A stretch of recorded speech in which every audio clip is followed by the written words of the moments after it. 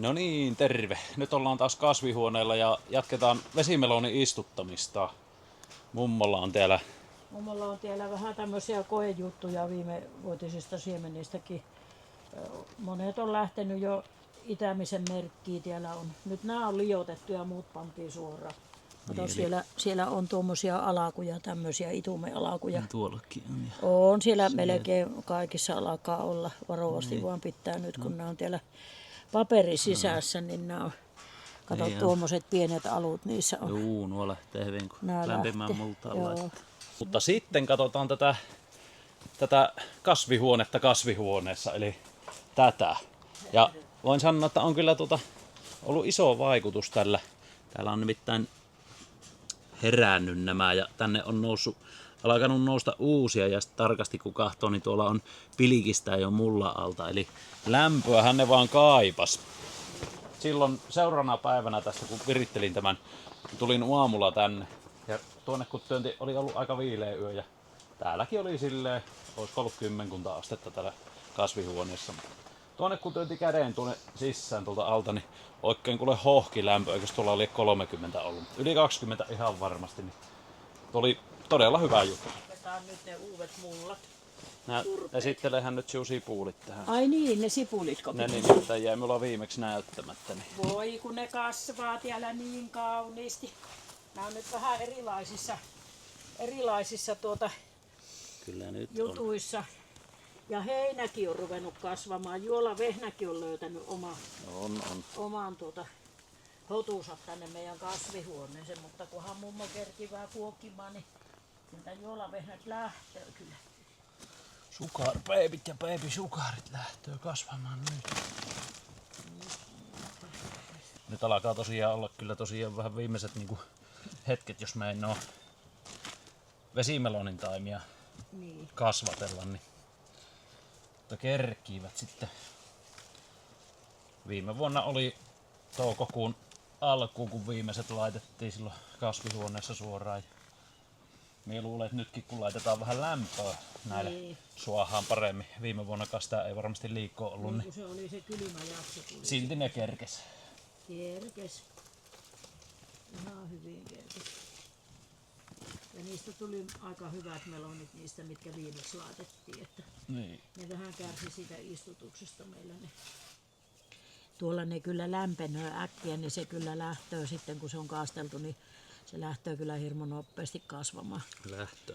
Kun se on ihan erilainen, kun se vaatii lämpöä tämä vesimeloni, niin se on semmoinen. Mutta pitkä ennuste näyttää, että yöt on melkein nollassa. Nollassa ei on monena yönä korkeintaan vielä. 1-2 astetta niin. lämmintä.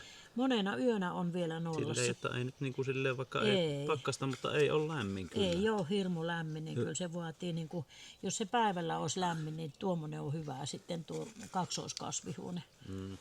No niin, nyt siinä on 4 laatikkoa tuossa, eli 160 tainta lisää. Viimeksi laitettiin 150. Tosin ei nyt ihan kaikki ole lähtenyt, mutta on toista sattoa kuitenkin lähtenyt täältäkin. Näitä kasvamaan, niin hyvä juttu. Nyt vaan kastellaan nuo ja sitten siirretään tänne kasvihuoneeseen, joka on kasvihuoneessa. Ui, oikein hohkas. Oikein hönkäs. Semmonen kostea ja lämmin.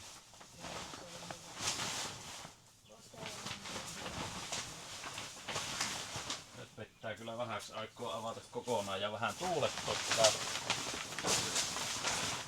Ei sinällään tarvitse tuulettaa, mutta että saadaan nämä laatikot nyt tänne. Nämähän myö nyt laitetaan tänne.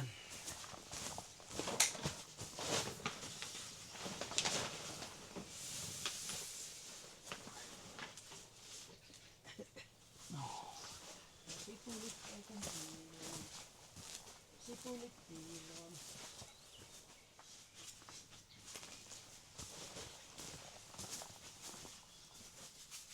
No niin. Joko se yläpuoli on kasteltu? Ei oo. Ei oo vielä. Ei oo, mutta minä voin sen nyt kastaa. Aika hyvin on muuten. Miten hyvin on kosteus säilynyt. Niin on muuten. Eikä ne tietysti liian märkänä tarvii ollakaan. Niin. Ei muuten ehkä tarvi. Se on niin, sen verran hyvin kosteus säilynyt. Niin on. Tää on todella kostea. Niin on. Niin on tämä pielys. Tuosta kaivaa vähän missä Kaappialta ei nousu. on. Tämähän on läpeä. On Tämmöstä se tuntuu, että tuoltakin kuule, nousu. täällä ei ole kuule siementä. Siellä voi olla, että siitä on jostakin kaho sormessa mennyt, kun ne vähän sukkelaan vaan kylvettiin. On nää nyt piristynyt sen. On. Pitäisikö näihin nyt tökkiä, missä puuttuu? No nämä. Ei kun uudet, niinkö? Niin, siemenet. No laitetaan.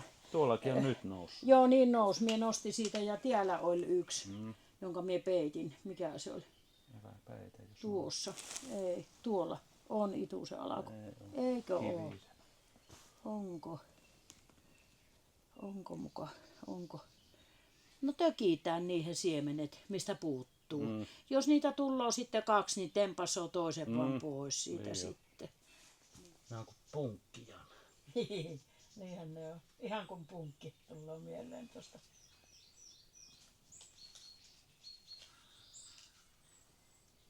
Kovasti on rinnakkaava olokaat siinä rinnakkain.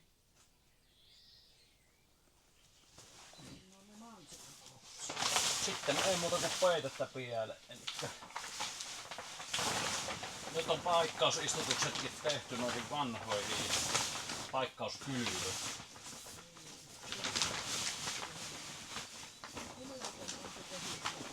Joo, siellähän ne nyt on ja just tuossa äitin kanssa tuumittiin, että pitää varmaan aina nyt kun päivällä täällä kasvihuoneessa nousee muutenkin tuo lämpötila, niin ruveta vähän avaamaan tätä, niin tuulettuu. Tuolla aika hirmuvoimakas on tuo kosteus.